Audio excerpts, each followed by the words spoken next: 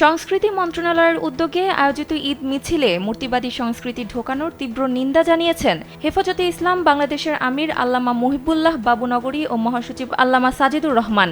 বিবৃতিতে তারা বলেন, সুলতানি বা মোঘল আমলের কয়েকশো বছরের পুরনো ঐতিহ্য ঈদ মিছিল ফিরিয়ে আনার মধ্য দিয়ে বাংলাদেশের মুসলমানদের সাংস্কৃতিক পুনর্জাগরণের যাত্রা শুরু হয়েছে। সারা দেশে শিশু কিশোর সহ সাধারণ মানুষের অংশগ্রহণে ব্যাপক সাড়া ফেলেছে ঈদ মিছিল। কিন্তু অত্যন্ত দুঃখজনকভাবে সংস্কৃতি মন্ত্রণালয়ের আয়োজিত ঈদ মিছিলে বিভিন্ন মূর্তির সমাহার ঈদের মূল স্পিরিটের সঙ্গে সাংঘর্ষিক। এটি কোনোভাবেই গ্রহণযোগ্য নয়। ইসলামে দুই ঈদের প্রবর্তনের ইতিহাস না জেনে ঈদ মিছিলে মূর্তিবাদী সংস্কৃতি ঢুকিয়ে দেওয়া হয়েছে। এর তীব্র নিন্দা জানিয়েছে দলটি।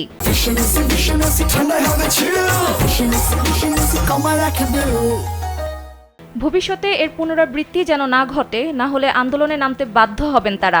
বিবৃতিতে বলা হয়, ঈদ মুসলিম উম্মাহর জন্য আল্লাহ প্রদত্ত পুরস্কারের দিন, যা মুসলমানদের জন্য আনন্দের দিন। মূর্তিবাদী সংস্কৃতি নয়, তৌহিদি চেতনার মধ্যেই বাংলাদেশের মুসলমানদের সাংস্কৃতিক পুনর্জাগরণ নিহিত।